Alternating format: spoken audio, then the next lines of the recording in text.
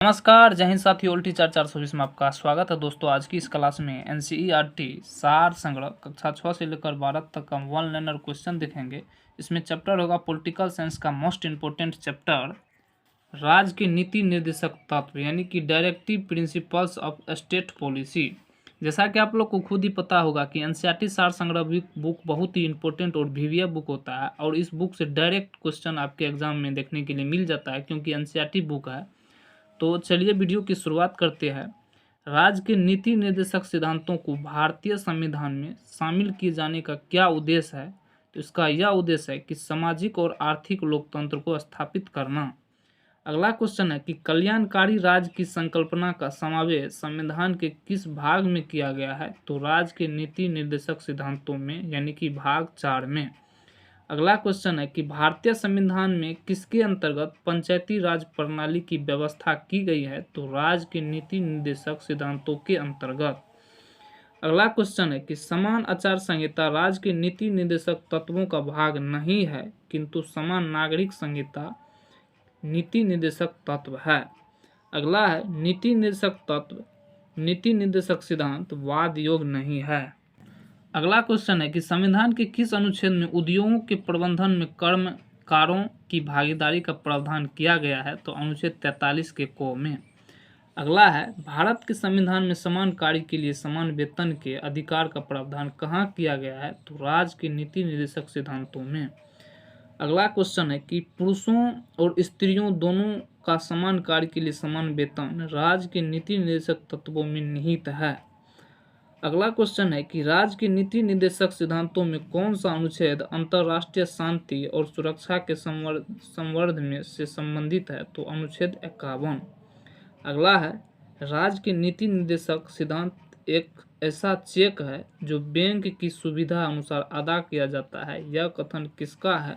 तो केटी शाह का। चलिए अब देखते हैं नीति निर्देशक तत्व से संबंधित महत्वपूर्ण अनुच्छेद को। पहला है अनुच्छेद 36। अनुच्छेद 36 में नीति निर्देशक तत्वों के संदर्भ में राज्य की परिभाषा का जिक्र किया गया है। और अगला है अनुच्छेद 37। अनुच्छेद 37 में न्यायालय द्वारा परिवर्तनीय न होना इसका जिक्र किया गया है। और अनुच्छेद 38 है। अनुच्छेद 38 में लोक कल्याण की अभिवृद्धि के लिए सामाजिक व्यवस्था बनना इन सबों का जिक्र किया गया है। और अनुच्छेद 38 के 2 में आय की असमानताओं को कम करने का प्रयास करना इसका जिक्र किया गया है। और अनुच्छेद 29 के को में निःशुल्क विधिक सहायता उपलब्ध कराना। अनुच्छेद 39 के ख में समुदाय के भौतिक संसाधनों का स्वामित्व व नियंत्रण इस प्रकार हो जिससे सामूहिक हितों की सर्वोत्तम रूप से प्राप्ति हो। अगला है अनुच्छेद 39 का घ। अनुच्छेद 39 के घ में पुरुषों व स्त्रियों दोनों को समान कार्य के लिए समान वेतन का जिक्र किया गया है। अगला है अनुच्छेद 39 का अंग। अनुच्छेद 39 के अंग में पुरुष और स्त्री कर्मकारों के स्वास्थ्य व शक्ति का तथा बालकों की सुकुमार अवस्था का दुरुपयोग न होना इस सब का जिक्र किया गया है। और अगला है अनुच्छेद 40। अनुच्छेद 40 ग्राम पंचायतों का गठन इनका जिक्र किया गया है। अगला है अनुच्छेद 41। अनुच्छेद 41 में कुछ दशाओं में काम, शिक्षा व लोक सहायता पाने का अधिकार इन सबों का जिक्र किया गया है।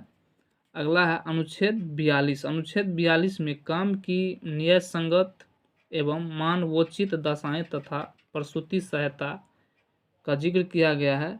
अगला है अनुच्छेद 43। अनुच्छेद 43 में कर्मकारों के लिए निर्वाह मजदूरी आदि का जिक्र किया गया है। अगला है अनुच्छेद 43 का क। उद्योगों के प्रबंधन में कर्मकारों का भाग लेना इन सबों का जिक्र किया गया है। अगला है अनुच्छेद 43 का ख।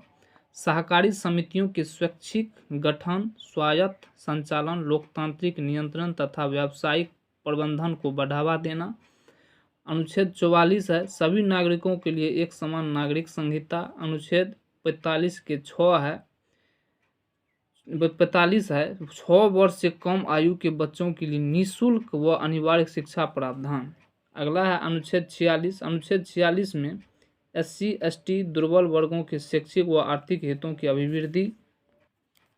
अगला है अनुच्छेद 47, पोषण स्तर और जीवन स्तर तथा लोक स्वास्थ्य में सुधार तथा हानिकारक नशीले पदार्थों के उपयोग पर प्रतिबंध। अगला है अनुच्छेद 48, अनुच्छेद 48 में गायों, बछड़ों तथा अन्य दुधारू पशुओं के वध पर प्रतिबंध एवं उनकी नस्लों में सुधार के प्रयास। अगला है अनुच्छेद 48, अनुच्छेद 48 में कृषि और पशुपालन में आधुनिक और वैज्ञानिक प्रणालियों का प्रयोग करना। अनुच्छेद 48 का क में है पर्यावरण का संरक्षण व संवर्धन और वन तथा वन्यजीवों की रक्षा। अनुच्छेद 49 है, अनुच्छेद 49 में राष्ट्रीय महत्व के कलात्मक या ऐतिहासिक अभिरुचि वाले स्मारकों या स्थानों या वस्तुओं का संरक्षण करना। अनुच्छेद 50 है, अनुच्छेद 50 में कार्यपालिका से न्यायपालिका का पृथक्करण यानी कि अलग होना। और अनुच्छेद 51 है कि अंतर्राष्ट्रीय शांति और सुरक्षा की अभिवृद्धि। अगला और लास्ट क्वेश्चन है कि मूल अधिकार कानूनी रूप से मान्य है जबकि नीति निर्देशक तत्व नैतिक एवं राजनीतिक मान्यता प्राप्त नहीं है। अगर आपको वीडियो अच्छी लगे तो वीडियो को लाइक, शेयर, सब्सक्राइब जरूर करें।